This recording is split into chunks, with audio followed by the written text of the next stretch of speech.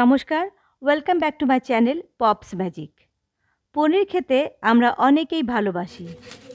শরীরের জন্য বেশ উপকারীও এই পনির। আর নিরামিষ দিনের মুশকিল আসান হলো পনির। এছাড়াও সন্ধ্যাবেলায় সবারই কিন্তু মুখরোচক খাবার খাওয়ার ইচ্ছে হয়। তাই একঘেয়ে ঝাল ঝোল না খেয়ে একবার খেয়েই দেখুন পনির পসন্দা। যারা পনির খেতে পছন্দ করেন না তাদেরও এটা ভালো লাগবে। পেঁয়াজ রসুনের কোনো ব্যবহার নেই বলে সপ্তাহের যে কোনো দিনই এটা খেতে পারবেন। চলুন তাহলে মূল রান্নায় চলে যাচ্ছি। রেসিপি ভালো লাগলে লাইক এবং কমেন্ট করবেন আর আমার চ্যানেলটি সাবস্ক্রাইব করে আমার পাশে থাকবেন। এখানে 250 গ্রাম পনির আছে। পনির পছন্দের জন্য প্রথমেই পনিরগুলোকে কেটে নিতে হবে। আমি পনিরগুলোকে রেক্ট্যাঙ্গেল শেপে কেটে নিচ্ছি। আপনারা চাইলে লম্বাটে অথবা তিনকোনা শেপেও কেটে নিতে পারেন।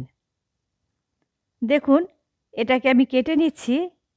একদম পাতলাও হয়নি কাটাটা, আবার খুব বেশি মোটাও হবে না। সবগুলো পনির কেটে নিয়েছি। এবারে পনিরে দিচ্ছি স্বাদ মতো নুন আর 1 টেবিল চামচ ভিনেগার। এবার এই নুন আর ভিনেগারটা ভালোভাবে উল্টে পাল্টে আমি পনিরের সাথে মেখে নেব, যাতে পনিরের ভেতর নুনটা ভালো মতো ঢুকে যেতে পারে। তারপর এটাকে আমি এভাবেই 10 মিনিটের মতো রেখে দিচ্ছি। এদিকে পুরটা আমি বানিয়ে নেব।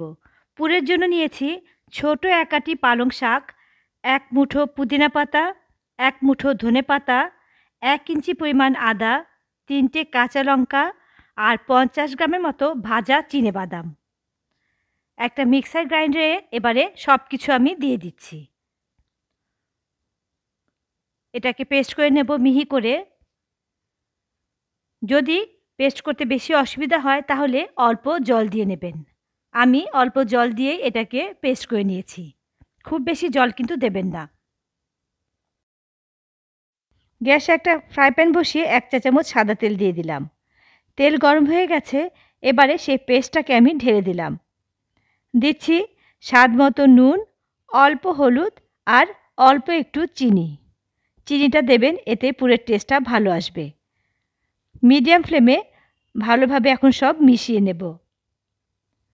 নাড়তে নাড়তে এখন এর মধ্যে আর জল নেই আর পুরটা প্যান ছেড়ে এখন উঠে আসছে। এবারে গ্যাসের ফ্লেম অফ করে এটাকে ঠান্ডা করে নেব। এখন 1 পিস পনির হাতে নিয়ে তাতে 1 চা চামচ পুর আমি দিয়ে দিলাম। বেশ সুন্দর করে চারদিকে ছড়িয়ে দেব সমানভাবে। এবার আরেক পিস পনির দিয়ে এটাকে আমি চাপা দিয়ে দিলাম। আর এভাবে সবগুলো এখন রেডি করে নেব। ভাজার জন্য গ্যাসে একটা কড়াই বসিয়ে বেশ কিছুটা সাদা তেল আমি গরম করে নিচ্ছি। তেল গরম হতে হতে ওদিকে আমি ব্যাটারটা রেডি করে নেব। এর জন্য একটা বলে নিয়ে নিচ্ছি আমি উঁচু উঁচু 3-4 টেবিল চামচ বেসন, 2 টেবিল চামচ কর্নফ্লাওয়ার, 1/4 চা চামচ লঙ্কার গুঁড়ো, স্বাদ মতো নুন আর অল্প একটু বেকিং সোডা। শুকনো উপকরণগুলো প্রথমে মিশিয়ে নিলাম। তারপর অল্প অল্প জল মিশিয়ে আমি একটা ব্যাটার বানাবো। ব্যাটারটা কিন্তু একটু ঘন হবে। তেল ভালো মতো গরম হয়ে গেছে। এবারে পনিরগুলো এই ব্যাটারে ভালো মতো কোট করে তেলে আস্তে করে ছেড়ে দিলাম। মিডিয়াম ফ্লেমে এগুলোকে ভেজে নেব। পুর রেডি করাই আছে আর পনির ভাজতে কিন্তু খুব একটা সময় লাগে না। নিচের দিকটা হয়ে গেছে, এবারে উল্টে দিচ্ছি।